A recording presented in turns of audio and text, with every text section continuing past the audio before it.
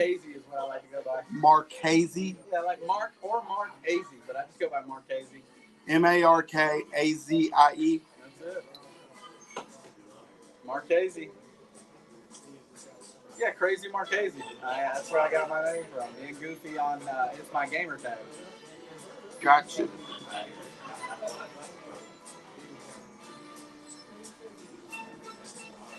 I'm starting to kind of feel like that Will Ferrell and Talladega Nights. I'm not sure what to do with my hands, man. Don't worry about it. Because I'll be over there sitting next to you in a second.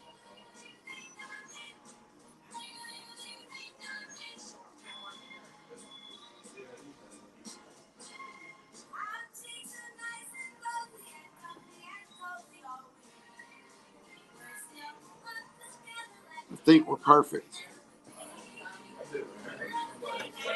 I try to get as close to perfect as I can get. I know I'll always fall. No, I'm just talking about my level and the clarity. Right on. You ready? Yeah. All right, let's go.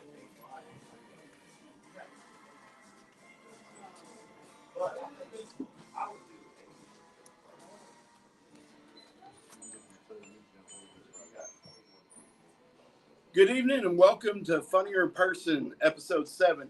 Our special guest today is Marchese. He's coming to us all the way from Chattanooga, Tennessee to be our guest today. So everybody, please welcome him, and you can follow him at One Marchese on all social medias. all social medias. One Marchese. There we go. So one Marchese, wherever you can find him. My co-host, Dirty 4.5, is here. Knock, cousin, because that's your favorite cousin from the auntie uncle you had. I'm 34.5, and this is Funny In Person, episode 6 or 7, depending on who you ask. I'm saying 7, he's saying 6. He's calling our road trip. What was it? Behind the scenes. Behind the scenes thing because we weren't officially doing the show. Are we going to do another behind the scenes tomorrow? I was hoping so. I can't wait. I was hoping so. I was thinking got at least 2-hour ride, so we know. Yeah, it's going to be fun. So I can't wait. I'm excited about that. Going to Forest Park if you're in the Ohio area. You live close to Forest Park. Even if you live far, I don't care if you're willing to drive. Come through and see a good show of some various talents, including myself. And I'm going to go up there and try to sneak in on the show. On Saturday, that's that. Sunday, I'll be in Louisville at the Louisville Comedy Club doing a bringer show. So please, if you have time to go to this show, look up Louisville Comedy Club, find the December 22nd show, buy your $10 ticket, and put my name, James Andrews, in the coupon or whatever group code. That way I get credit for you showing up. And that show is going to be awesome because there's going to be bookers and talent agents there looking for people that have great, talent. Yeah. So I can't wait to do that. In that situation, do you think it is about talent? I think it really could be. I'm just saying in general because I feel like the idea of I might be the funniest dude. Yeah, exactly. But I can't. If you're not being seen. Yeah. But I couldn't I couldn't get nobody to come. Well, that's what I mean. Like, are they looking at? You get what I'm trying to say? The club's looking at how many people you can bring. Yeah. But the talent agents are actually looking at what your talent is. That's what you get to. So the talent agents are going to be getting in free and sitting in the middle of the audience, and nobody's going to know who they are. Yeah, nobody's going to know who they are until after the show. I'm funny in person, but I just can't get nobody to come and watch me. Right. Right? I mean, I got no friends. Nobody likes me. I don't have any friends. Why don't you people like me enough to come see me in live? Yeah. Oh, you know what? I've had the same problem for 12 damn years. Everybody says, "Oh, I got to come to a show." Really? When? Oh my God. I put my shows out there for everybody to see. So like I said, I'm doing that show on Sunday. And then on Monday, I'm going back to Louisville, guys. I'm going to be at Planet of the Tapes. I'm going to be writing some new stuff and trying to debut that out there. Marchese, what do you got going on in your life in comedy right now? Well, I was gonna say, do you ever run into the problem where you have people that come out to your shows too often, and they're like, "You need to come up with some new jokes," and you're like, You know what? you go out too much. That's on you. You're going That out usually too much. only happens with my significant You're others. cutting down your own families. Your only family. You have two people who really care. Yeah. So we have some new stuff we really want to support. Hell, I've gotten to the point where I'm thinking about starting an OnlyFans page. You know what I'm saying? That way I can at least get paid for some of my jokes. Yeah. It's so funny because when I came here for the first, I'm from New York. When I first moved here for the first 2 years, I didn't do any comedy. I had been doing comedy before that, but then when I came here, I had stopped doing comedy to set my business up. Yes. And then I was feeling comfortable, like I can go back out now. Now I can eat. Now I can get back to my hobby, because that's all comedy is. Right. So I started going back. So when I first started going back out, I was finding shows in various areas. Like I found one on way up in somewhere in Ohio, to another one that was like 4 hours away in Ohio, and I found one and started going to Comedy Caravan. Shout out to them, really open mic. I had a show in Vegas. I'm doing all these different shows in different places, but nothing local. And everybody, man, when you do something local, man, let me know. As soon as you get something local, man, as soon as you do it, you're gonna see me in that crowd, man. Right. And so then as I started to get involved in the comedy scene here in Lexington, and get more local opportunities, like coming here every Wednesday at 9 o'clock at Barrel 53 Hotel Lex. We're here every Wednesday doing open mic. And most of the time, the open mics, I can't tell you, I'm riffing. So you're going to get some new shit. You don't have to worry about what you've already seen and haven't seen. If I'm doing a regular show, then I'm going to probably give you the same stuff, because I know it hits. Or a competition. Yeah. If I'm doing a regular show or competition, it makes sense. If I'm here doing open mic, I'm not really caring. I'm more or less just looking about me being on stage, getting the flow or something. I set up my organization of jokes at the house. When I'm doing a real show, I go, all right, when I say this, I'm doing this. You know what I mean? Yeah. But I pull from those tapes or those other ones. And that's how I write on stage better than I do sometimes. In the shower, on stage, Absolutely. Conversation. That's what Because I might say something on stage that I wouldn't usually say. So I record every single set. That way I don't lose track of what I've said and what hit. And I'm like, oh shit, that's a better line to put there. And I think to me, it's just a more organic way to write with that audience right there that gives you the response. So like you said, even if you say one line, later on when I'm writing it down or going back over it, I might even think of another line I could have added. Absolutely. However, it came from the original giggle that I may have got from that original performance. All right, guys, I got to tell y'all something. The weather here changed a little bit today.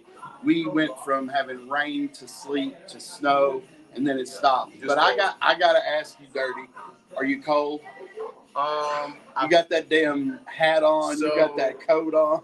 So yeah, I mean, I could take the coat off for me at this point. Oh, I didn't know. When I was outside, this was all helping. So, I had a friend in college, African American lady, and she always came to my parties. And I looked at her, and her name was Shirlenia. She's a super sweet girl.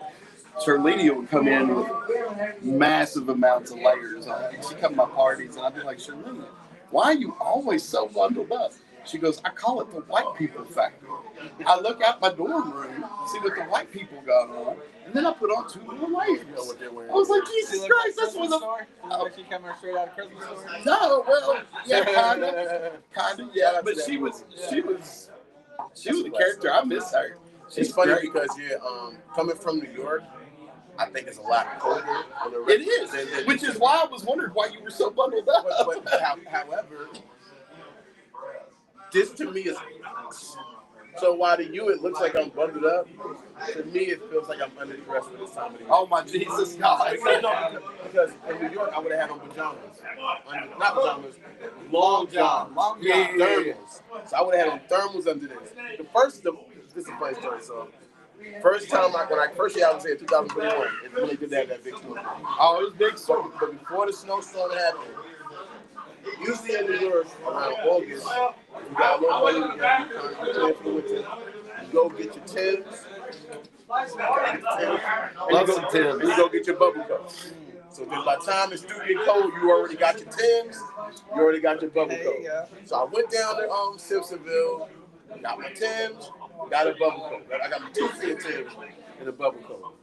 and was planning on getting another bubble coat. I essentially was not able to use that bubble coat, even when it snowed out here. It was too damn hot for the bubble coat. That's why I'm saying this is a jacket. This is. I know. I was like, wow, you look pretty bundled up. I need a coat in New York right now. I would need a coat and a scarf. And this hat is more fashion. It's warm, but it ain't that. Oh, okay. That crazy. I hate my hairline. Oh, dude, me too. So I'm always about hairline. So I'm always wearing a hat. I am 47 years old. I was wearing a shirt and I was wearing shorts and just a shirt when I drove from here. When I got here, I had to go to the bathroom and change and put on a jacket or something. Yeah, I don't know. It got way colder. So you're from Tennessee? Chattanooga, yeah. Yeah, I had a girl I had met when I was in Georgia from Chattanooga. Yeah. Well, I love it up there. What's her name? I might know her. What's her name? That's the way it works in Lexington. Oh, everybody knows everybody. I mean, her name is Jenny. Jenny, okay, yeah. I think it's Jennifer. Got to stay away from those, man. Block, I'm married and I had freaking babies with 2 of them. Yeah. So you got to stay away from the She was a real weirdo. She had a kid. That makes it weird. But no, she brought the kid to like the date. So that's rough. We couldn't do nothing because the kid was there. So but it was my fault too because I told her to bring the kid. But you know when you're trying to get them to come, you'll say that's a pro move though for a woman. If she doesn't want to get involved with you, she'll bring her kid. It was my fault. I know. That's a pro move. Just bring the kid. I'm thinking, I'm just thinking like that is a mood killer right there. Speaking of a mood killer, we're in a hotel, right? We're in a hotel. Yes, we are. I was gonna ask you guys how you like doing comedy in a hotel because the last time I got laughed at so much in a hotel was on my wedding night. I'm sorry. I'm very sorry. Honestly, the nights we do comedy here, the audience is great. Shout out to the regulars that do come. We got like a big absolutely. It's growing. I think it's every best. I think one of the best open mics in town right now because usually you get like you being a comedian. I'm sure it's probably similar in town, where you have some open mics with mostly comedian shows. Yeah. And I like to call them civilians. You get like 2 civilians. Yeah. But here you get 16 comics. Yeah, 6, but then 6 or 7 civilians, 10 civilians, 14. Yeah, civilians. You know what I mean? It's a challenge if you got a room full of comedians and you can make them laugh. You know what I mean? If you can make comedians laugh, then Sometimes I think it's not even about whether you can make them laugh. I think they're just jealous. Purposely not. Oh yeah. They're purposely not. It's like that. I'm funnier than this guy. Yeah. It's like there is so much, competition in the comedy world, even in a little town like Lexington, Kentucky. We've got 45, 50 comics here. Is that about right? Maybe. I didn't even know that, but yeah. Yeah, Comedy Off Broadway can't book everybody. But I be feeling like they're not coming from Lex, they're coming from surrounding. But I get there's only a couple. Does Comedy Off Broadway have an open mic? Yeah, they do that once a month. Sign them 3 years in advance to get on. Pretty much. Yeah. Because the owner runs it, and he's a fantastic dude. Don't get me wrong. But the guy that used to run it was dropping the ball all the time. He wouldn't even let me perform. Well, the problem was that he had cancer. And he was busy focusing on that instead of focusing on the comedy club. So the owner took it back over, and now we've got 2 young hosts that are hosting the show. Shout out to my man AJ Montez. We're gonna get him on the show. Oh, and we're gonna get Madison. Shout out to Madison. He was here the other night too. Yeah, he came out, but then he left. Yeah. When he was here. Shout out to my man Madison, AJ Montez. Yeah, when I first got here, when I first started trying to do comedy again, I looked at open mics. I signed up for Comedy Off Broadway. I had my girl sign up because she was acting as like a manager for me. Sure. So she was signing me up for different festivals and stuff, and that was, agreement we had made. So they said we don't let nobody sign up through a manager. That was the first email they sent back to me, which was not crazy, but it's just like because it's supposed to be for amateurs. Yeah, that's what they're. Well, so if you represent yourself with an agent or a booker or something like that at an open mic. This dude is so conceited that he won't, you've got representation. You don't need to do the open mic. It's not like she's a real. I know, but he didn't know that was your girl. She's not a real. She's not like working for me and Kevin Hart. Yeah, gotcha. She's just doing something to help me out. Yeah, she's doing you a solid while you run your business. I have a whole business I'm running over here. So I need somebody who can be on top of those type of things for me. Emails and things like that, because a lot of times I get home, I got a new bed too, And that's what happened last night. I'm mad I missed the show. I got in that bed. Serious. It can vibrate. The bed vibrates. I bought a new bed about 2 months ago, and I'm gonna tell you right now, I've never slept so good in my life. I've become lazy as fuck. I don't want to go nowhere. So I need a person that's involved in that type of stuff to kind of like, nudge me sometimes. You Sure. got to show this day, that day, and it keeps me on point to move. So yeah, but then I emailed them back after that, and they was like, you let us know a little about yourself in the email. So I told them how I had fake opened up for Dion Cole. Yeah. I told him that, and how I just. Did you see Trina's post the other day about how she was going to open for Matt Rife? Yeah. That shit was hilarious. Was it real? No! She was totally fucking with everybody. Oh, I thought she did. And everybody was taking it at her word. I was happy. I don't even know what Matt Rife is, but I just was happy. Oh, he's that crowd work guy. He's that crowd work comedian. The good looking dude. The good looking. He was on Wild 'N Out for a while. Crowd work. That's his main thing. Because pretty girls want to talk to him. Oh, yeah. Okay. So they're all in love with him. Yeah. Anyway. I'm not that guy. He ruined his career by doing like this whole misogynistic thing because he wanted male fans. And then now, which is stupid. Like, why not cater to the audience? I don't know. Give the audience what they want. But he's still, I guess he's having a resurgence now. But yeah, I don't know. I might. If you show me a picture, looks like Superman. I think I know you talking about it now. Yeah, kind of. I think it was in a vampire movie. Was it in a movie with vampire? I don't know. No, he's not. He just looks like a Tom Cruise. Just Google Matt Rife. You'll see pictures of it. He's all cut up. I bet you was the guy in the vampire movie I'm talking about. Though. Maybe he might be. All right. Well, while he's looking up that, I want to talk about something real quick.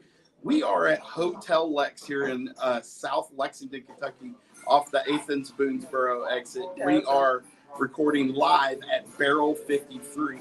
So Barrel 53 has been letting us host a mic here on Wednesday nights. Actually, two of them. One at 7, which is clean. One at 9, which is, the anything goes open mic.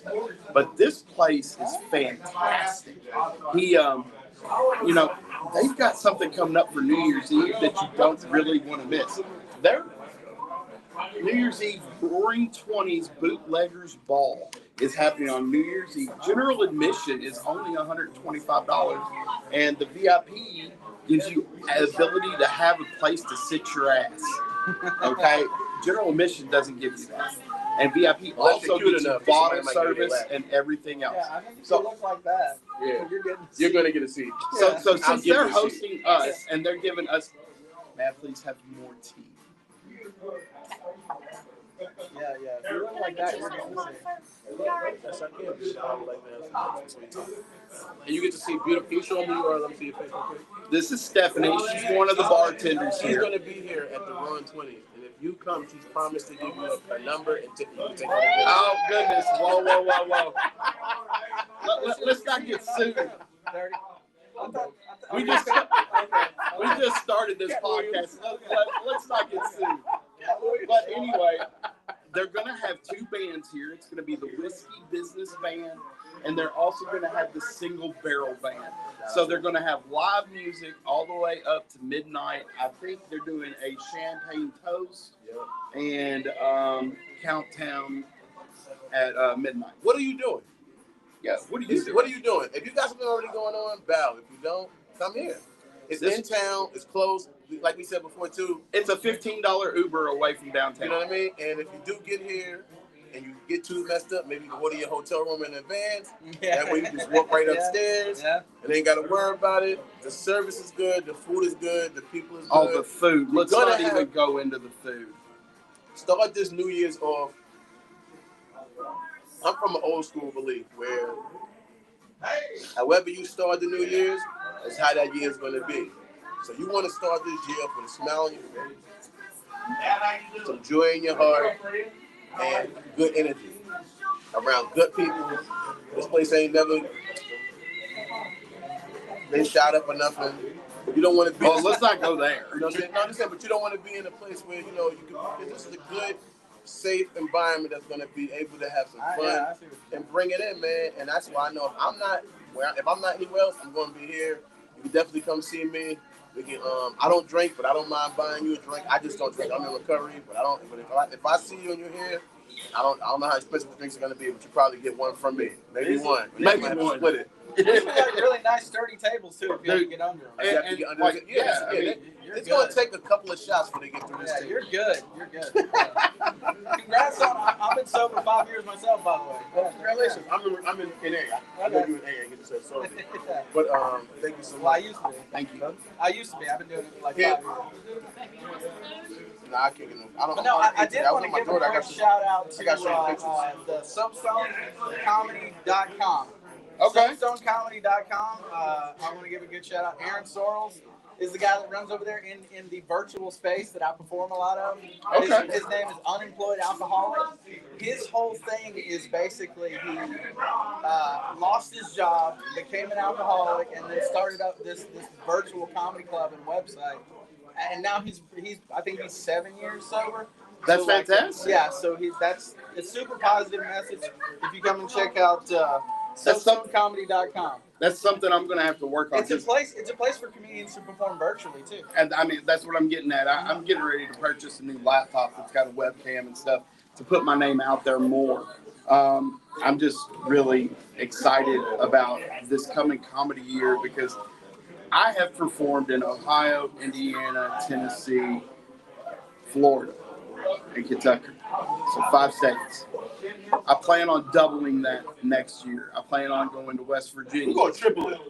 We're going to triple it? We're going to triple it. So we're doing 15 states next year. That's my goal. My goal is to redo a lot of states that I've already done also. Of course. And add to it. So I at least want to do 20 to 25, at least half. So for 52 states, I'm looking for 26. There's only 50 states. All right, so I said if. So I left myself the opening. Anybody in the comments section want to say dumbass, I left myself the opening. Yeah. I said if. Oh my God. If there's 52. We're going where He's got Puerto Rico and DC, folks. Those are my people. Yeah, we're going. That's what you try to say. They trash. If a new continent pops up out of the ocean, this guy's going. I'm ready to go. Don't worry. I'm ready to go. So I guess I want to go to 25 states, and That's a goal, man. I'm in on at least half of those. let's go. I mean, you 15. Why not just take 10 more? I think that is just about just. Well, because my 10-year-old. Yeah, That's it. You gotta bring him. I could see my 10-year-old in a car with us doing 25 states over the summer. Could you imagine that chaos? Oh my God. Is he gonna drive? That's what I'm thinking. Like, so you think about it. He could. I'm telling you, he could. If you do 5, all right. So it's 12 months in a year.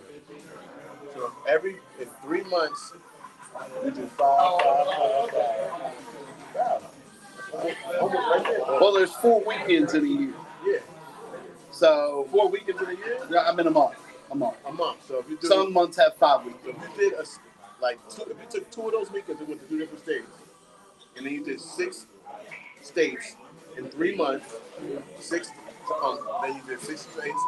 Wait, let me get a calculator. Yeah, right. Don't fuck it I up. need to. I couldn't even know how many states it is. I need to do. Okay, we are over here practicing our basic drug math. Yeah, Please do not All right, so judge it's us. 3 times 6, right? I'm a comedian, not a mathematician. Right. Times What's the 4. 6? That's 72. We don't have 72 states. I know what I'm saying, but you got to look. So we obviously can. There is 52 weeks in a year. I'm sure there's some land we can take over in Canada. How many weekends in a year? 52. 52. But it's 2 weekends in a month. It's 4 weekends in a month. Yes. If 2 of those weekends, we got kids right there. Okay. We went to That's 2, 20. 22. 22. Yeah. 21. So, yeah. Well, no, 26. Yeah. It's 26. So you can go to. I'm horrible so at division. So 26 states. Okay. Wow. Well, I'll tell you, I have had the opportunity to perform to people in every state and all across the world. In every state? And well, because of the virtual performances that I did. Cheating motherfucker. I actually won a contest, a virtual contest for $1,000 at Comedy Spotlight. Congratulations. Yeah, and I'm very excited about it. So what it is it isn't just a webcam. You have like an avatar in the world, so it's like you're standing on a stage.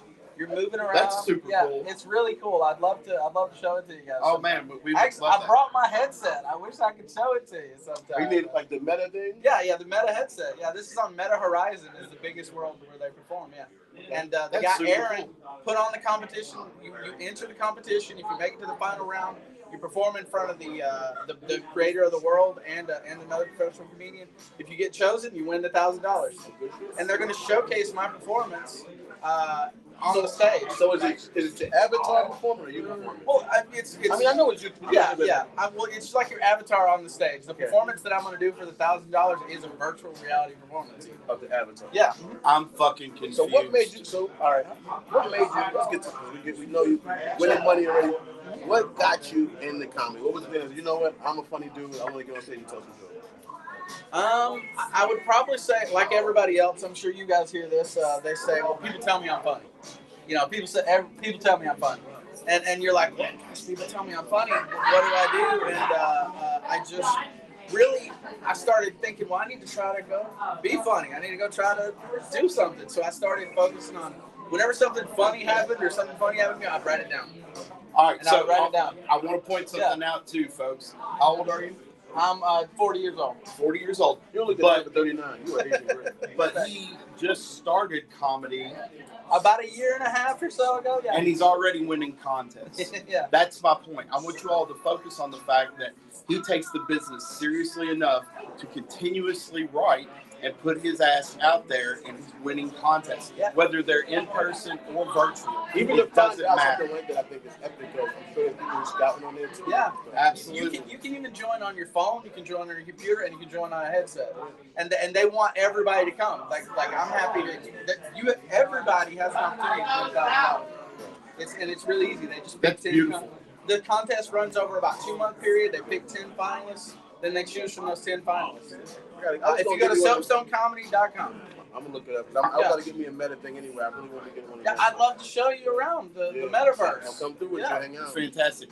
I do want to let you all know a little side note about our podcast. As of yesterday, we officially have our email up and running. It is funnierInPersonPodcast@gmail.com. You don't have to capitalize anything, but you can if you want. But Funnier In Person Podcast before the Gmail. And that will come directly to me, and any questions or any things you want us to talk about. Want to be a guest? If you're interested in being a guest on the podcast. Show there. Absolutely. You want us to do the mitzvah? Want Andy to strip for Yeah, you? yeah. You don't want that. Some people like BBMs. Oh my God, yeah, I keep forgetting to do that joke. I keep forgetting to do it. I got to do it on Sunday. Got to do it. Yeah, because me and him on this podcast, we were riding to Evansville recording, and we discussed about how some women are chubby chasers and how there's BBWs, but there ain't no such thing as a BBM.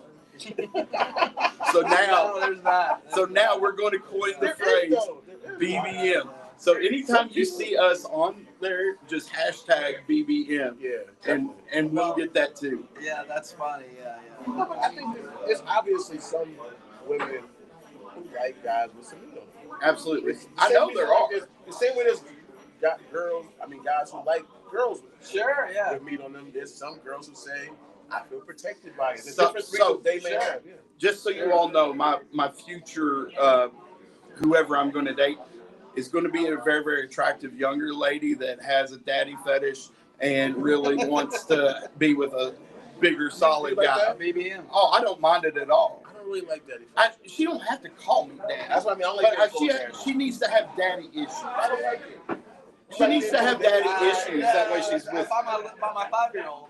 Yeah, right. It's kind of weird. Yeah. Well, I mean, I've got that whole joke about feet. How some girls ask if they can call me daddy, and I'm like, it's not going to be the last time because somebody's going to call me daddy. I got 3 kids. But maybe I'm already used to it because my wife and I do just refer to each other as mommy and daddy around the house for the kids. But I'm talking about later on. Oh no. Mommy and daddy in there. No. I don't really. I think that is like. I think that is so. I can get behind it. It doesn't bother me. It does because I feel like this. I mean, and I respect it. Yeah. I'm telling you, for me, it's like when you All right. If I'm How the did we first go person down this road? I already forgot. If I'm the first person you're calling daddy, I like it more. So I'm like your stepdad, your foster dad, your new dad, Sure. your dad-in-law. If you didn't have all these other daddies, it's kind of weird. Your sugar dad. Yeah. It's like I will never be anybody's sugar dad. I'm going to be a Splenda dad at best. If it's just I'm daddy. Okay, I can respect that. But if I know that you've been just saying it. Well, I mean, it's also kind of a bit of part of the BDSM community. You know, they have people that will call them sir. I like that. Oh, sir. I'm into sir. Sir is weird. I'm into sir, man. Because my ex-wife married my ex-best friend. Yeah. And she calls him sir all the time, so it just makes my skin crawl. No, he's over there. I'm just sitting over there watching him just get fucking off on it. It's crazy, sir. I like being called sir. Oh my god, it's crazy. To me, sir, master, those type of things. I can do master. I can do daddy, but when it comes to sir, that's a problem. I like to beat him. You know what I'm saying? Like Jesus Christ. on the bongos, like the bongos, like with a fucking belt. Oh my god! Like she's calling me master, and I'm like, yeah, kick that fucking cock. Oh my god! This got dark. I don't get any action like that. I actually tried to talk to my wife about it. When she didn't give me any action, she gave 0 F's. You know what my problem is? I continuously end up dating Hooters. Makes sense. Because you go to Hooters. I'm in Hooters every I have never dated a girl who works at Hooters. Oh my god, the girl that I'm getting ready to date. Are you getting ready? Oh my god. Working on it? Oh, well, she's already agreed to go on the date. She just started a new fucking job. At Hooters? No. She's been at Hooters for years. But she's like 25. Okay. And I've got blonde hair. She's sexy as fuck. And I'm telling you right now, I can't wait until we go on that first date. And I get to experience a little bit of my time with her. I'm not going to put her name out there because that's just rude. Yeah. But I would track her down. Oh my god, this girl just does it for me. She's got that booty that just bought it. She got a what? What she got? She got a booty. A booty? You have to forgive me. I'm from Kentucky. Okay? I like a good boater. You're a boaty man? I'm a boaty man? I'm more of a motorboaty man myself. Hey, I'm not mad at that either. I like those too. I'm into it. You know, everybody asks me what type of woman I'm into, and I'm usually like the ones that are pink in the middle. Yeah, me too. That's the ones I like. Yeah, I used to think I don't do well with the brown lips. I used to think I like bad girls. I'm a big girl I live. Now I feel like fine if they're skinny or big. It's more or less I like my favorite type of girls are girls like me. That's my favorite type. I don't know what is it about a girl who's attracted to me. Yes, especially me. I'm the same way. I'm like a 47-year-old grandpa with fucking thin hair. And I try to comb my hair and make it look stylish, and then I've got this big bald spot. You need Donald Trump's barber. Oh my god. I've considered recoloring my hair back to my natural color. I don't know how many times. That's not your natural. No, but I did start going gray at 13. Thanks. I didn't realize your hair was. Alright, so I'm fake blonde. So my mind, your hair was blonde. Now my hair is dark as his brown. Yeah. No, I'm thinking blonde. Almost black. I'm thinking blonde, not gray. It doesn't look gray. It looks blonde. It looks great. To me, it looks clear and fluorescent. Well, you're harsh on yourself. Yeah, I am, of course. I'm a comedian. We're all harsh That's on why we ourselves. didn't know who you were. Yeah, we all beat off ourselves more than other people do. I don't beat up myself very much at all anymore. I always beat myself. I ran right into that. That was low-hanging fruit, if you will. Yeah, literally. Oh my god. So people tell you you're funny. Sure. I mean, people tell me I can fuck. I didn't start doing porn.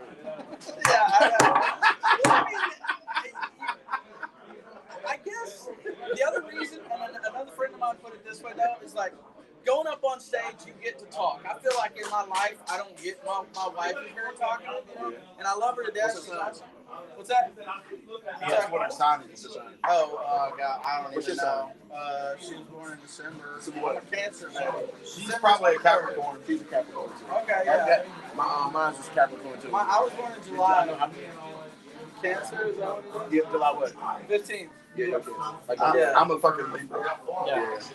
I'm a beginning. But getting to be a comedian, you get to have that, 3 minutes, 5 minutes to just talk.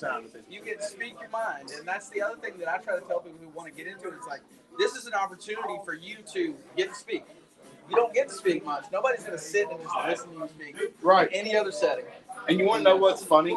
The majority of us comedians have either at one point been told that, we're undesirable or something like that. So we go and take that mic and use that opportunity to just make people be forced to listen to what we have to say. Yeah. I mean, I personally was bullied as a kid. Were you bullied? Unfortunately, yes. I mean, it seems to be a running theme. Not me. I've been tough my whole life.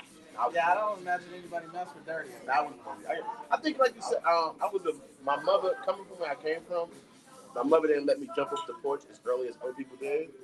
So by the time I came outside, everybody else was already friends. I'm from a project in Queens, 40 projects out to make housing, and they was letting their kids out at like 4 or 5.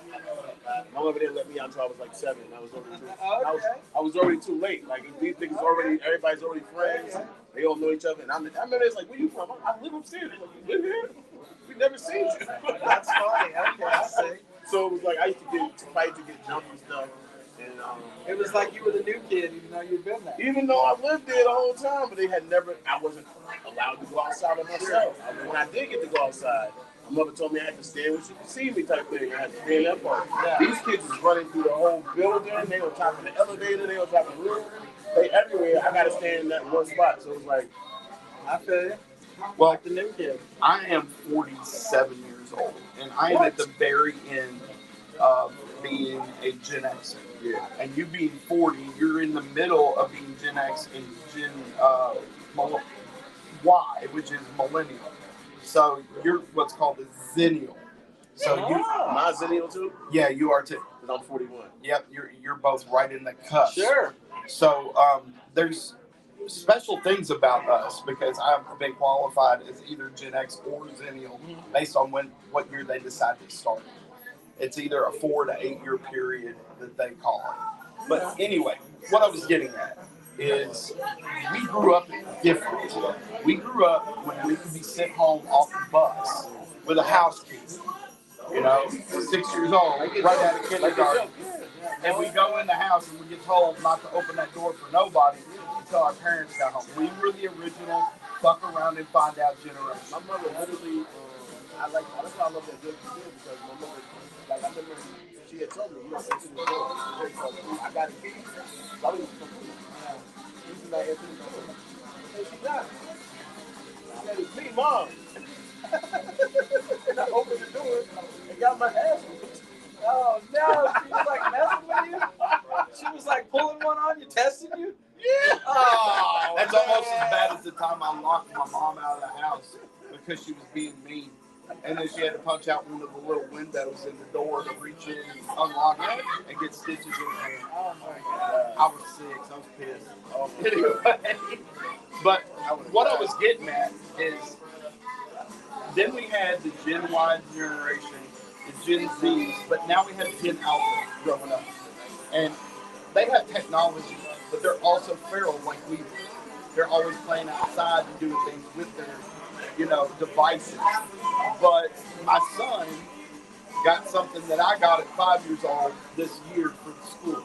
I gave him a house key, and he's 10 years old, so he's twice as old as what I was when I got him. Yeah, but this little dude, I'm telling you right now, values that house key more than he values the air that he breathes, because he has freedom to do what he needs to do, to get off that bus while I'm not home and go home and lock the door. So what I'm getting at is, kids are starting to come back around to the things that we experienced as younglings. It's just one of those things. Have you noticed anything else? How many kids you got? My bad. I got 2 kids. I got a 5-year-old and a 15-year-old. I got a boy and a girl. My boy's older and my little girl is smaller. And I was going to say, it feels like there's maybe like a 90s recurrence almost. Almost, yeah. It's getting there. When I grew up, the only thing wireless was paper airplanes. All right, okay. And before the internet, like I remember you wanted to go to the internet, you had to go to the library. Oh my God. When we got AOL in my house with a 14.4 modem, oh my God, it changed my brother's life. I was like, Stone Cold is the best wrestler in the world. Absolutely. I was like, it's all Stone Cold. And what about how bad it was when you wanted to sneak and watch porn all you could get is like a still image, and it took it 15 minutes to download. Or you was like me, you had to watch your mother's porn tapes. Oh, God bless. I didn't realize I was you doing that until I got really old. I said, well, thank God my father has since passed. My father had broken federal law, I don't know how many times, just to keep porn. He would go rent a porno from the fucking video store and dub it on a double VCR. oh, man. No, he would go, but he would go get the movie and take it and rent it. Yeah. And he would have the whole copy at his house. They would have had to pay so much in fucking federal fines. It's not even funny. Bootlegging porn. Well, he wasn't selling it. He was just keeping it for himself. Hey, shout out to him. Well, he's gone. He's a pioneer, though. We gotta respect the forefather. Oh my God. But anyway, so what were we going to talk about next? Anything you want to talk about? Well, I just want to, like I said, I love to talk about having the opportunity to, like, I perform multiple times every week. Like, I go out to maybe 1 or 2 open mics a week, but I'm performing like 5 or 6 times every week. And one of the biggest things I want to mention is that really forces me to write new material. Absolutely. When I'm performing for people so much, especially, it's a lot of the same people in these virtual environments too. So I don't want them to say the same stuff. Like, so I just want to express to other comedians and anyone else who's thinking about getting interested in it, like, look, check out these virtual spaces, check out these Zoom mics, check out some of these other places to perform. Like, if you're in an area where you don't have open mics like I used to be, that's why I got started doing this. Like where I was at before, there was no problem. The whole Zoom and internet comedy scene blew up during COVID because comedians didn't have anywhere to go. And so they shut down everything. So comedians, one of our personal friends, Kathy Perkins, got so involved with virtual performing, she almost didn't come back to do mics. But then she broke her damn leg or whatever, spent a year in rehab, and then finally came back to doing. I love Kathy. I got her book. It's a great book. Great lady. Utterly. What's it? It's utterly something. I just thought it was so cool. Like, I love supporting artists. That's what I think. Me too. To me, like, being an artist is such a very emotional. There's so many aspects to it. Securities, insecurities. I think that if nobody can relate with an artist, another artist can. Sure. And I feel like part of that is just, to some extent, giving that support that we would have. Like, I didn't not to say it's not a good book or a bad book. When she offered the book, I got a book. I just bought it. I had the money on me. I bought the book. Not because I was interested in it or not interested. Speaking of supporting other artists, I would love to ask you guys a question as comedians. My wife says that I shouldn't, like, it's not that I like fake laugh, but I believe, when I'm watching other comedians, I want to support them, and maybe I'll do a bigger laugh than normally I would have. She says that I should not laugh at all at jokes that aren't funny, but to me, it's like when you're in a room full of comedians and you want to support the other comedians, what do you guys think about that? Well, I mean, my personal take on it is I'll laugh at what's funny. Sure. If they're not funny and they're not developing and they're not growing, I'm going to sit there stoic and stare at them. Sure. Because when it comes down to it, Scott Wilson used to have something he said. He was the guy that ran the comedy off-Broadway open mic. Scott would say, if they're funny, laugh at them. If they're not funny, don't laugh, because we don't want to see that shit. Okay. That was how he approached it. And you know what? I've kind of taken on that same approach to it, because if it's not funny, it gives me a quick, easy way to just dump that and then go on to the next joke. Because sometimes going on to the next joke out of the joke that you just fucked up, that next joke can be absolute gold. I mean, I've had that experience. Have you had that experience? I mean, obviously, I think when you change different things, you get better. The more you write, the more you get into it, the more you explain. However, I'm more to the laugh. Comedy is so subjective out there of something being funny or not funny. It's a real personal opinion. Yeah. So it's like, for me, I'm trying to show the support. Also, from me studying comedy the way I have, I realized that's the reason I have laugh tracks on. Yeah. So because laughter encourages more laughter. Yeah. That is absolutely true. So I'm there. My laughter is to support this company, but also to create laughter in the room so that other audience members can catch on to what's going on. This guy is funny. Maybe I should listen to the next show. Yeah. Because if it's just silent the whole time, nobody's listening to it. What do you guys think about laughing at your own jokes? I'm not Trina Bean. I can't do it. I do it a little bit. I can't do it. I don't do it like Trina, but I got my own way. I mean, Trina is unique. I've heard some people say that sort of prompts other people to laugh. It does. Laughter creates more laughter. I do it a little bit, but I know it's very controversial topic. I did it when I was very, very young in the business. I did it a lot. But as the older I've gotten and the more I've matured, I become a lot more reserved and I save my voice for what matters. Yeah, well, I actually had, I can't remember who it was. It was Brian Cranston. He said that. Damn, that's great. Well, yeah, he actually said something very similar. Like, if you don't cry at an upsetting thing, it makes the audience cry. If you don't laugh at a funny thing, it makes the audience laugh. So I'm sort of in the middle where I feel like it can prompt other people to laugh, but if you're very stoic and you say something very funny, then that's the audience's cue. They know what to do. They're like, yeah, I'm supposed to laugh now. But I really am legitimately wondering about I think it's all about the bit, it's all about the timing. Timing's got a lot to do. I think that I just said laughing begots more laughing. However, it can be something where you want to play. Am I playing into the fact that I'm not laughing? However, I also believe that, like, one thing I would say, people say, like, even like watching wrestling, Sure, yeah. when people are having fun and you see somebody having fun, it causes you to have fun. So if I see somebody telling jokes on stage and they're laughing and they're enjoying themselves, it makes me enjoy myself. Yeah. Like, these guys enjoy what he's doing. All right, I'm enjoying it. So I feel like I think so many things are just that. You know what? I'm actually going to change my answer a little bit.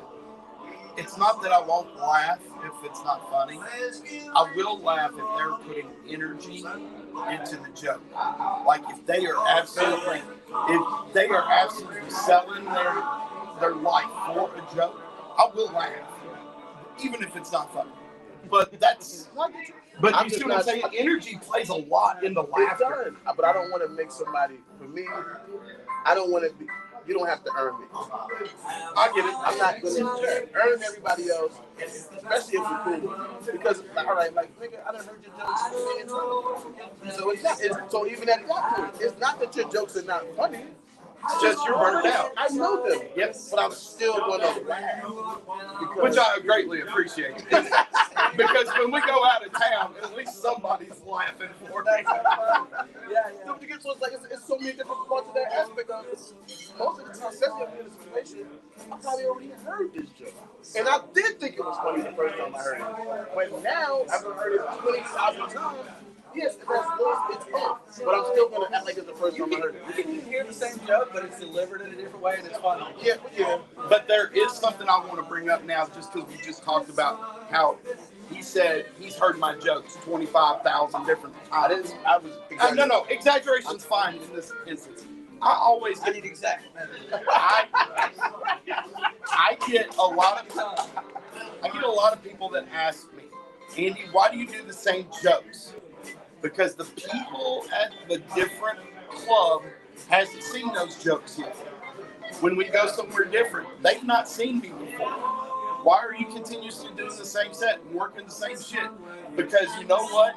If that's selling, out and doing whatever, no, I don't think so. I think that, you work on your new jokes at open mics. And then once you've got the comics on your side on that joke, then you polish it up for a different stage. A joke is never finished. Yeah, a joke is never, ever finished. I mean, and I've learned that through my whole comedy career in 12 years. But I do write other jokes. I just don't do them on your show sometime because you come out once every 3 shows that I do and you see the same shit. Doesn't mean that I'm doing the same shit at other places. You're coming out too much. Well, yeah, it's not that Not even enough. Or you're not coming to enough shows. You're not coming enough. Yeah. So I think, not to cut you off, if we did more writing groups with each other, you would have more of an update of how many new jokes I have and don't have. I agree with that. Because we're not working with each other in that type of way for whatever reason, everybody thinks they fucking I don't know, some solo, dolo, one man army in song or whatever. You know, to me, I believe in Wu-Tang. I believe in the Power Rangers. I believe in the Justice League. I believe in the Avengers. I think teamwork Santa makes. Claus? Yeah, yes, hell.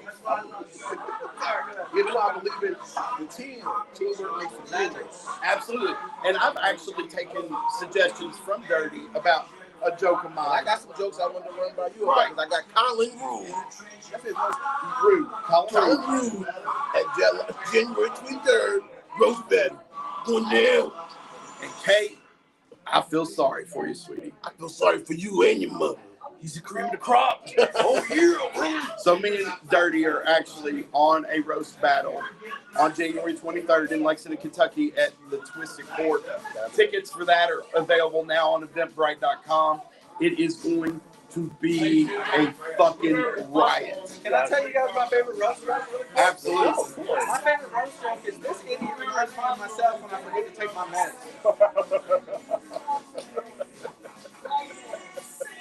That's what I said. Anybody that heckles me. Well, whenever we get off here, remind me to tell you the 2 jokes I've already written for this roast battle. Because I'm not going to debut them here. Yeah. That's what I'm talking about too. We only get one F word on PG-13, and I think we already used it, right? You good? You can fucking We're fine. Yeah, well, I know you only get one F word used. No, this is not a PG-13. This Okay, is fair an MA. Okay, fair enough.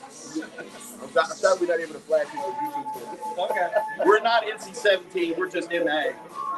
But no, I got a couple I want to talk about YouTube. So you did that to somebody in the crowd? Yeah, that's like my canned response to a heckler. Oh, my heckler joke is great. What's your favorite? Oh, what? Your mama not love you enough? You have to be attached to the titty all the time? I'm elevated, illuminated, and amplified. You ain't going to win this fucking fight. One time I had somebody come up to me on stage and he was going, boo, boo, and I said, thank you, sir. That's the sound a ghost makes. And he like turned around and walked out. My favorite roast I ever did to somebody was, it was just fucking, I was in Charlotte, Comedy Zone, and I was fucking killing it. Remember I told you they had me writing like every fucking 15 or 20 seconds I had to have a punch. Yep, that's what they made you write. And I was fucking killing it. But you know, self-esteem, right?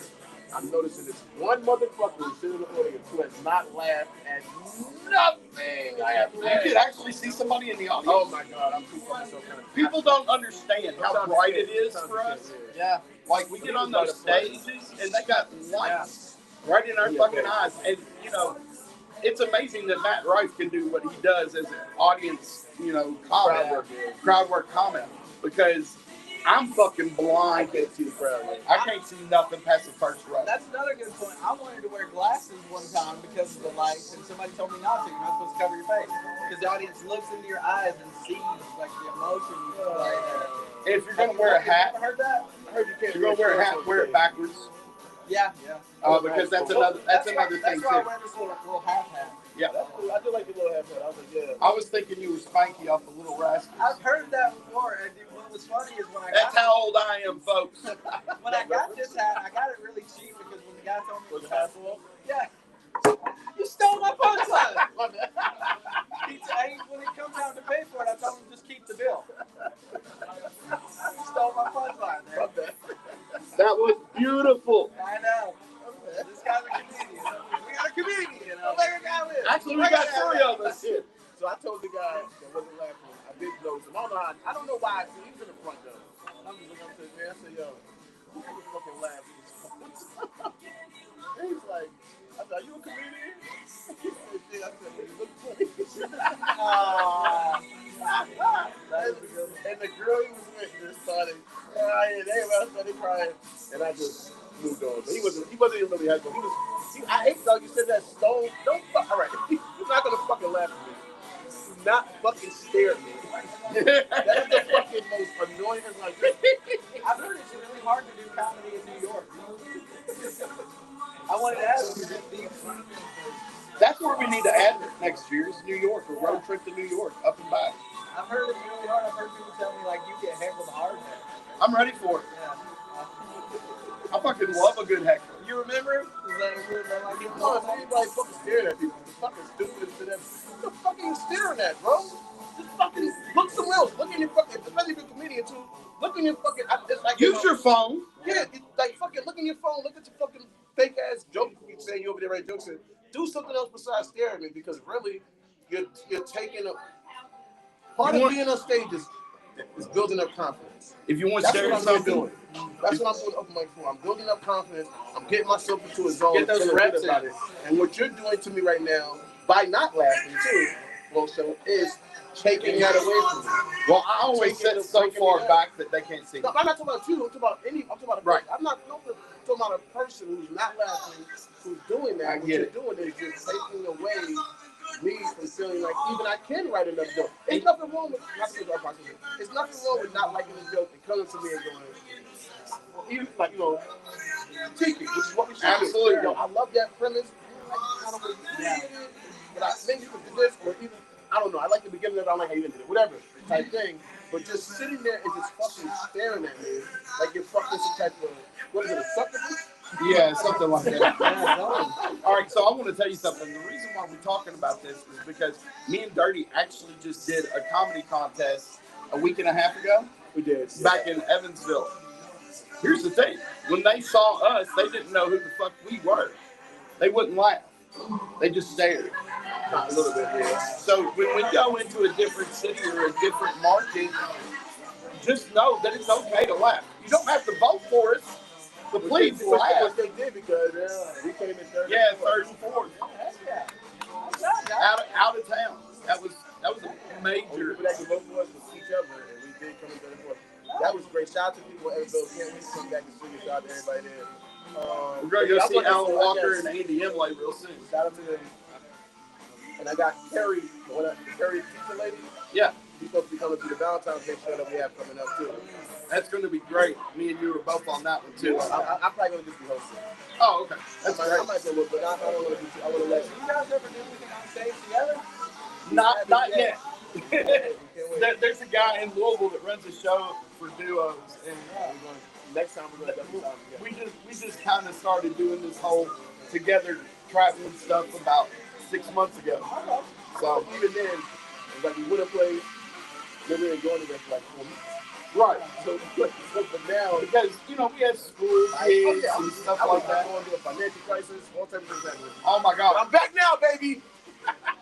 I'm still overdrawn. Feel free to send money to my Cash App. It's # Andy Bogus. I'll take all donations from my son's Rich Rolling. Yeah. My Venmo's Andy Bogus also. Yeah, I won that $1,000, but I haven't gotten it yet. Oh my God. Yeah, nobody's telling you enough there. Yeah, I got it yet. But yeah, so we're going to hopefully do a lot more traveling this year. And just get out there and go outside. And definitely New York, I heard that too. New York. I've done comedy in New York 4 times. I started doing comedy when I moved to Chicago. I want to hit Chicago, Detroit, New York. I did Detroit before. Yeah, because I was supposed to go with you. I just couldn't. Detroit was great. I think you was supposed to come that time. Detroit was great. Problem is, I don't smoke weed anymore, and they were smoking, and I know I caught a That's kind of like that podcast we did down in Nashville. It was even like a little bit worse. It was still a small area, but it was a lot more people. When they walked in the door, they were giving the audience choice. I swear to God, like literally, that was like a door prize. And everybody won. There was no. Actually, one of the first places I tried to do open mic a couple of years ago was in Denver, Colorado, at Comedy Works. You ever heard of it? No. And basically, it's impossible to bomb there because Joey Diaz used to do a lot of stuff in Denver, and I'm a big Joey Diaz fan. I don't go hard like Joey does. I didn't get to go on at Comedy Works, but my first open mic was in Denver, a place called Skylark Lounge 2 years ago. What do you like thinking about your comedy? That's a good opinion of whether you're laughing or not. She likes. She's really good. She likes it. She's especially now that I won this contest. Does she think you're funny? Is the real question. She thinks she's funny because I let her. That's exactly what happened with my ex-wife. Well, I mean, she is funny. I mean, she actually helps me with a lot of my material. She helps me with, and she's actually good at helping me with my segues between the bits, but not the kind that you accidentally drive off a cliff. Which I don't know if you know this. The guy who invented the segue drove it off a cliff and died. And it got me thinking, I wonder if his wife helped him with his segues. You're right. It's true. That's a true story. Rolled off a cliff. Yeah, the CEO of Segway how good it was. Look it up, the CM Segway. Those little scooters. Yeah, put it in the dog. No, but it's a news story. It's like a conspiracy about hoverboard. Every time I tell that joke, it goes over. Just like the Yeah, it goes over. No. My wife. That's a wonderful reference to wrestling, by the way. Getting over. Yeah. That's probably where my brain went. Yeah. But no, she helps me write my jokes and stuff, and she likes it. But she doesn't like the amount of time it takes away from things. Basically, Yeah. She doesn't want to be the babysitter all the time. But she's cool with it, especially now that she sees there's opportunity. Yeah, there's some growth. Oh shit, this person can maybe really do something. I actually wanted to tell you guys, I just today got asked to get paid for another virtual performance. Okay. And I could send you the Facebook post. All right. Basically, the lady said she'd pay you like $50 just for a 20-minute performance. 20 minutes is nothing. I can shit 20 minutes. Yeah. Absolutely. I literally have them. I'll share it with you guys. And I was just talking to him about it. All I'm saying is there's opportunity even if you can't get out to Yeah, definitely. I think that you got to find your way. And the best thing about the world we live in, even in recovery, is that we have this future where we live in now, what is present now, where we are able to access, we have able to use this for good. I hate when people say internet is bad, social media is bad, all these depends on how you use it. It's all about, the dictionary is bad if you use all the wrong words. Yeah. So it's like, to me, it's all about, again, like you just said, it is, what am I using it for? Am I going to use it to look up porn? Or am I going to try to get some comedy gigs? Am I going to use it to connect with people? Write my research paper? Or to roast people. Yeah. You know Or going to use it to download some porn to write jokes about. Yeah.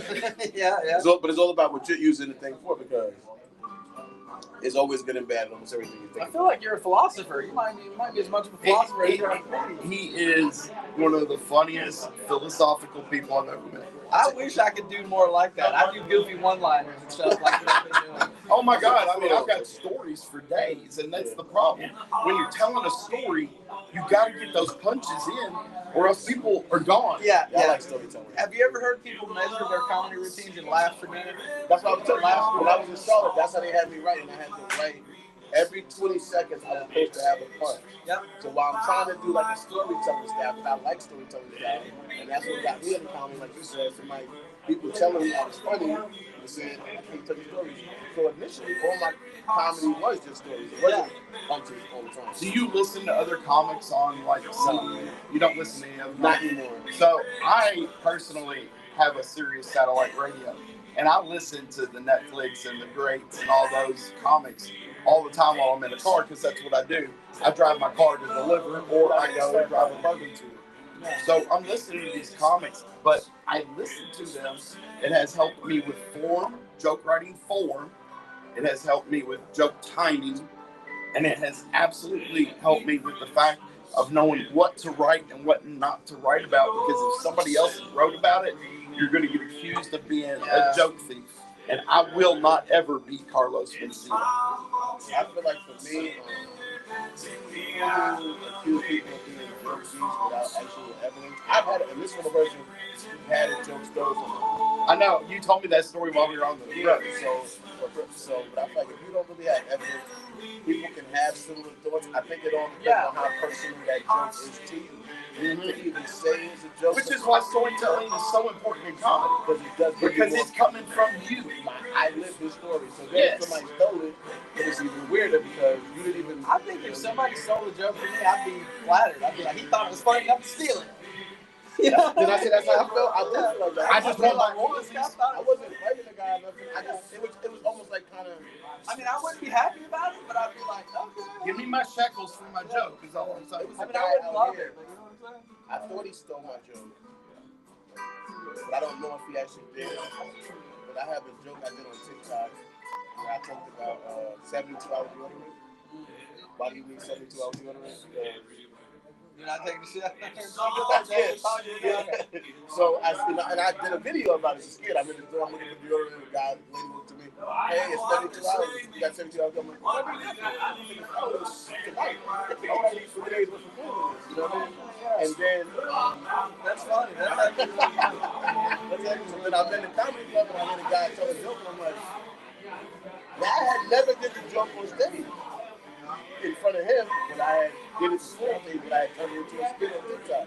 So I'm like, you know, TikTok, I see it. But then I showed him. He's like, I just thought about it. I was just doing that shit. So I feel like there is a thing of it. Like you said, I didn't even have to tell you the rest of the joke. For me just saying 72 hours later, you kind of knew where it was going. So you could have walked into Walmart one day and just been in there alley thinking about writing what jokes and seeing the stuff and wrote it like, this is kind of, because that's what happened to me. So I feel like if you're worried about people stealing your jokes, the jokes are probably not personal enough. And even if they are, to me, I'm always like hyped. The reason I don't listen to comedians a lot is because it's the same thing I did with rap. When I was rapping, I was kind of like, I wasn't listening to rap because I didn't want to steal people's styles. I do want to make my art my art. Like, I feel like you can always hurt people. And I encourage people who do that to do it. For me personally, I do not want to write a joke like Dave Chappelle. I would like to be funny in my own way. I don't want to be.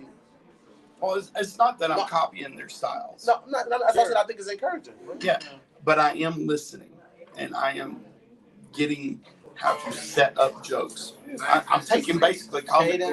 Yeah, I'm getting comedy classes by listening to other people. And that's what I encourage people to do it. But for me personally, when I want to go see David Cosell in this, changed my life. Because I hate repeating jokes. For a long time in my comedy, I would not repeat jokes. Really? Yeah, I would be really weird about it. And once in a while, less. I would try to go to a show and have a whole new set. That's rough too. And I'm a writer, so it's kind of easy for me. So, however, I realized that by doing so, I'm going there with a lot of maybes opposed to definites. And now I know that I can have my definites and use those and not feel bad. Well, here's a tip for anybody else that's actually in comedy. I heard this come out of Joe Rogan's mouth. I heard it come out of Ari Shaffir. I've heard it come out of Tony Hinchcliffe's mouth. The way to actually become good at comedy is to write a solid minute, just a minute, every week. But I'm telling you right now, if you think, oh, that's too easy, start doing it and see how many minutes you get until you tap out. You're not going to get past 10 or 15 without, struggling to make that next minute, because you have to make those minutes solid, because in a year there's 52 weeks. A comedy special is 60 minutes long. That gives you a year and 2 months. You have a brand new special every year and 2 months because you wrote a minute every fucking week. And it's solid and it stacks up and they work together. And you always need to try stuff that works with what you've already done. So that's what makes this whole exercise. New stuff. And then sprinkle in new stuff. But you can also write your segues through that too. So that gives you the opportunity to change gears and get to what you want to write about on the next thing. So, I mean, that is a good structure that I learned, and I'm trying to write a new minute every fucking week. And I am struggling, y'all. It's hard. So now we do this podcast twice a week, and I just hope that we find something that we can both write about. I think that if I am listening to comedy, it's all about just giving myself. If I'm spiritually in the right place, writing is easy. If I'm happy, if I'm content with life, writing is easy. If I'm bad, then writing is easy. And I have to be in a place, and that can determine my writing ability or not. Because I'm pissed off at somebody, if I'm mad at you because you did whatever, I can write a whole thing about you. And the same thing, if I'm mad at my girl or whatever, then I can write a whole thing about her. Or if I'm happy with life, then I can be writing about this stuff. I'm watching, but I feel like once the creative pieces are flowing, I'm being creative. Sure. It's when if I'm too depressed, then I can't really do nothing. I just want to sleep. Then it'll be harder for me to do it because I'm not feeling it. Yeah. But if I'm feeling it, I think that. But I also, like I said, I think that if you're happy and you're watching that type of stuff, it can also create an environment of happiness. And I'm already laughing. I'm already making jokes. Now I'm thinking of jokes. You know what I'm saying? So, what is your writing process like? A lot of times what I will do, if I'm going to actually sit down and write, I will look at my old material and try to expand on it if I'm going to actually do an actual sit-down session. But for me, it's like, if I have an idea, I write it down right away. Or if something funny happens, I write it down, and then I'll go and look at that and go, okay, how can I, like, make this into more of a joke? Or how can I, like, put more punches on this? But I think the important thing to do, and what I tell other people, I'm not saying I'm seasoned and teaching other people, but Teach these people. sometimes you do. I have new people come up to me and they say, "What do you do?" I say, "You write every day." Like just about every day, you try to write every day, and you keep yourself in that headspace. And if for some reason you're not in that headspace, don't sweat it. Just chill. It'll come. And also, there's not just one style of writing. Sure. One thing I've learned from professionals like John Caparulo, John,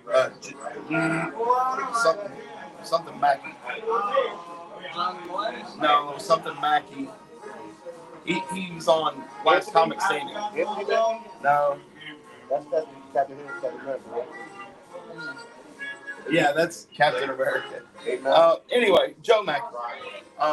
And then, Christopher Titus. All these guys I've sat down after a show that they did, and I picked their ear for 45 minutes to an hour about I picked their ear about writing, and every single one of them, they're professionals. Every single one of them has a different style. Yeah, I got a sweet tooth. So, like Joe Mackey, he had this thing where he did. It was like in middle school, where you take a topic you want to write about, you put the topic in the middle, and then you make like a hurricane of freaking lines that you can do for this joke, and it looks like a big pinwheel when he's done. And he always works his way back to the topic. Really? It's one of the coolest things I've ever seen. Other people just take ideas and just write simple lines like you. Yeah. And then I try to expand on it. I'll take the one line and make it into like a bit. A lot of Absolutely. So, I mean, when it comes down to it, there's so many styles of writing that you can't say that you can't write. Yeah. Because if you're living life, you can write. I think it's always, you're always growing. Like you're always, like you said, things can change. I had a buddy of mine ask me the other day, he was like, I'm in a comedy slump with writing. What I do? We're in a Discord group, a chat group on Discord. Everybody's saying, look, just don't stress it. That's going to make it worse. Thank you, Clay, man. Yeah, like don't stress it. That's going to make it worse for you. So. Yeah, I think there is that. But me personally, I try to at least every day or almost every day try to do something or work on my material. But then that's also because I'm doing it so much, like virtual reality, and I'm doing about being involved. I think that when I'm in, get involved. I realized that too. Don't sit back on the sidelines. Get in the game. I took a break for a little bit. I got angry at the community. As I do sometimes, I'm angry at my life sometimes. I took a break from the mics, and then I went to go do one. And I went to the comedy of Broadway. And I found myself on stage not relaxed the way I used to feel, and not feeling myself in the way I used to feel myself. And I was like, I'm not getting enough repetition. I'm not outside of that. I'm not breaking enough. Yeah, that's just as important. Going to go perform, it's like going to the gym. You need to be on stage. Get those reps in. You need to be on stage 3 to 5 times a week just to be able to stay consistent. Yeah. If you want to be good, you need to be on stage 7, 8, 12 times a week. Yeah, because like I said, there's multiple places to perform. As long as you can work it out and get to them, you're just going to get better and better. Yeah, put those reps in. Yeah, it's going to the gym. Sometimes I post my videos on Facebook and I'll say, tonight's set in the gym. And like it'll be a 5-minute video with me sitting there telling a dick joke, but still, yeah, it is what it That's is. funny, yeah. Speaking of gyms, I was thinking about how people in California look all buff and nice everywhere. And I was told it's because there's so many gyms there. But I went around looking for like... No, it's because they're all liberal and they pay so much in taxes that they can't afford to fucking eat. I was told it's because there's so many gyms. But when I was there, I went around looking for like 4 hours before I found anybody. That's funny. I like that. That's what you tell that. I told you I do cheesy one-liners. That's good. You tell that in church. I think, what is your perfect life? What is the goal? What is the end of this? Gosh, I don't know. For me, Your TV, movie. Is this a hobby? Is this a job? I mean, it's something I've always wanted to do my whole life. I would love, like, I watched, maybe you guys have seen that Ralphie May comedy. Love fucking Ralphie. Where he talks about, he was like, look, I've been doing this like a job, and I made $2.2 million last year or whatever. I'd love to be that, but for me, it's like you get such a good kick out of it. You have a good set, you feel good all week. You know what I'm saying? It's like Would you want? It's the I adrenaline. want to host my dream. Yeah. I want to host Saturday Night Live. I mean, I'd love to go there too. Heck yeah. Fuck, Dude. I love that. I want to do that one day? Yeah, I would love to. Actually, you know what I wouldn't want to do? I would love to write. I would love to write for Saturday Night Live or write for Or a other comedians. sitcom, you know. But also, but I want to perform too, like a lot of writers do. But I would really love to write for someone else. I think I would love that. I've got a friend in comedy. Yeah, that's not good. I would love to. I'm not going to go there, but I thought I can't act. These pretzels are making me thirsty. Yeah. Nobody gets that reference. It's a Seinfeld. Okay. Nobody, none of my. I'm a Seinfeld fan, but not a super fan. I mean, I haven't watched it enough. These pretzels are making me thirsty. Like, it was Kramer's line he had to do for a movie. And everybody else said the line at least once throughout the episode. They try to say it. And how do you act out these pretzels are making me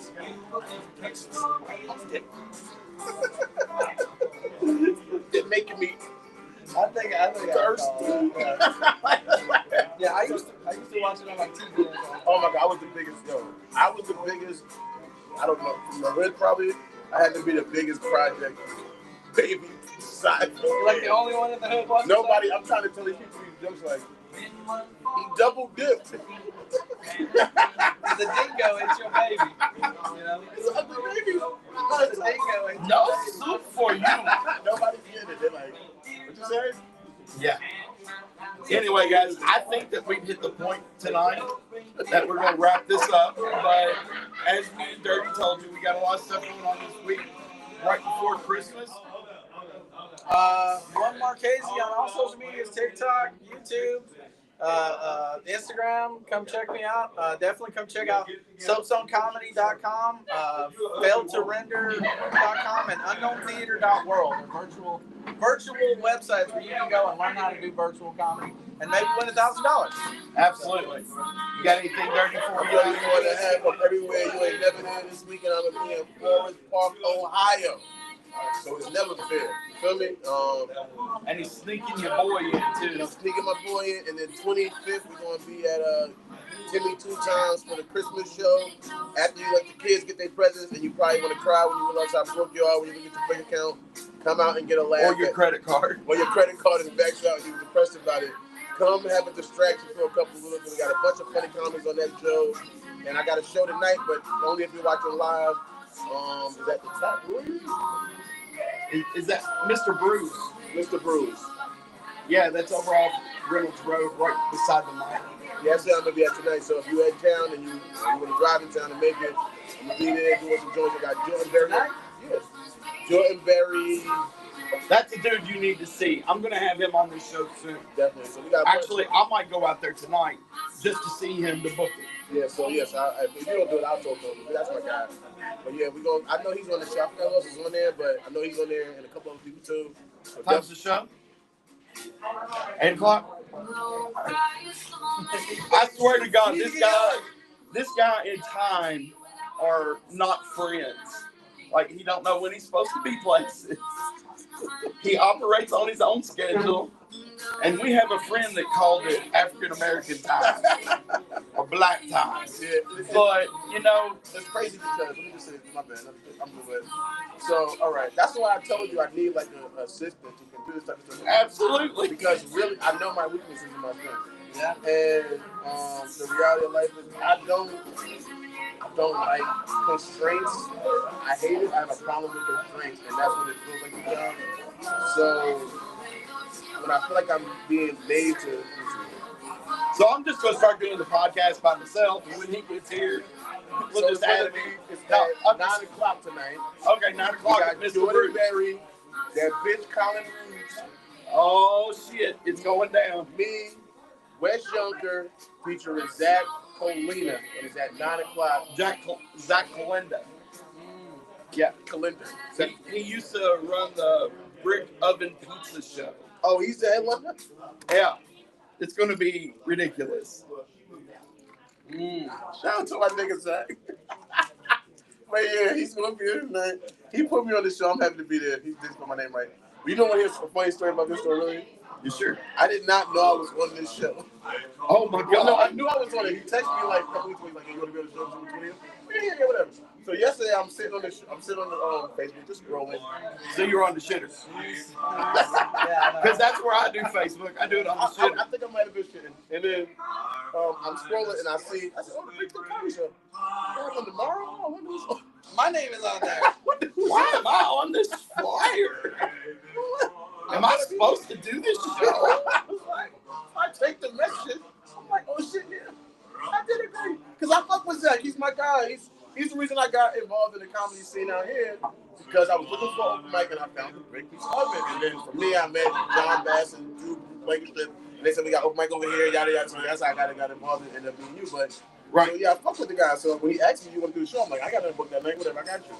But yeah, so I found that I was on this show yesterday. That's so funny. So, all right, once again, we're just going to go ahead and say we're going to get out of here, but please remember about Barrel 53's New Year's Eve, Roaring 20s Bootleggers Ball, 125 general admission, 175 gets you a seat.